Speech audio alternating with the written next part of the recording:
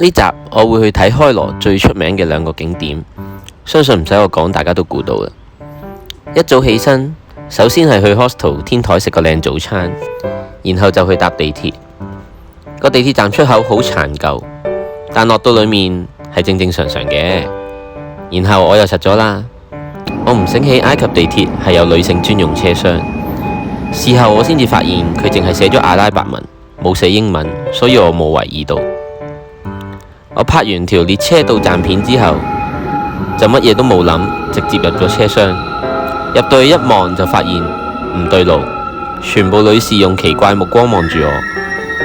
我立即擰轉頭想落車㗎啦，發現車門已經閂咗。好彩在場女士都估到我係遊客，應該冇太介意呢件事。我立即不停 say sorry， 然後走去盡頭行返去普通車廂。搭完地鐵出閘，我行咗大概10分鐘，轉搭小巴。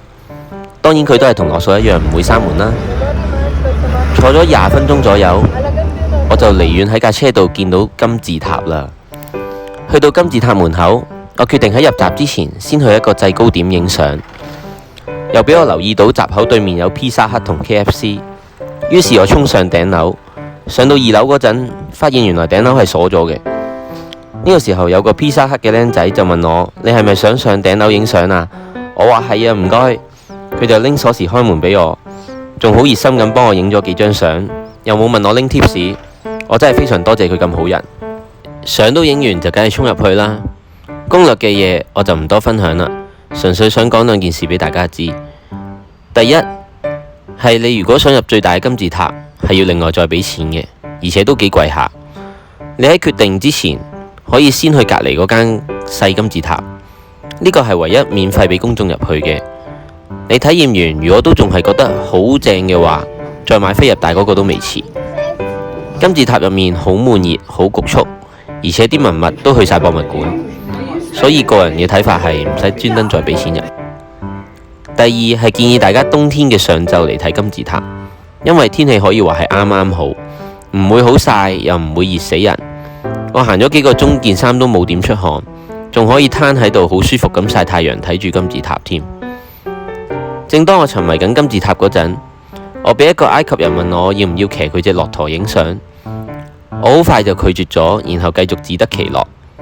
佢見我一個人都咁 enjoy， 就問我：你唔覺得 lonely 嘅咩？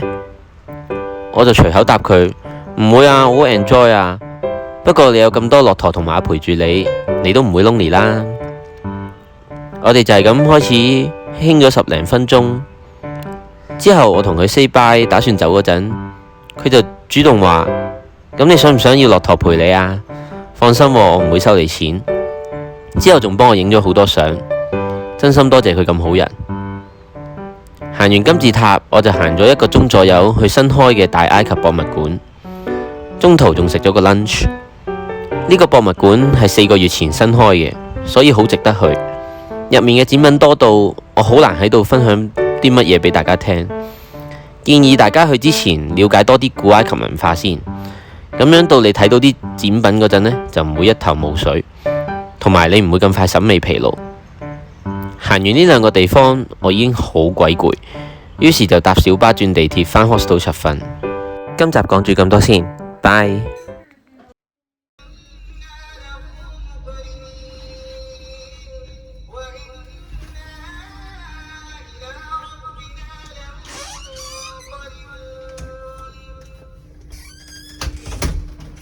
OK。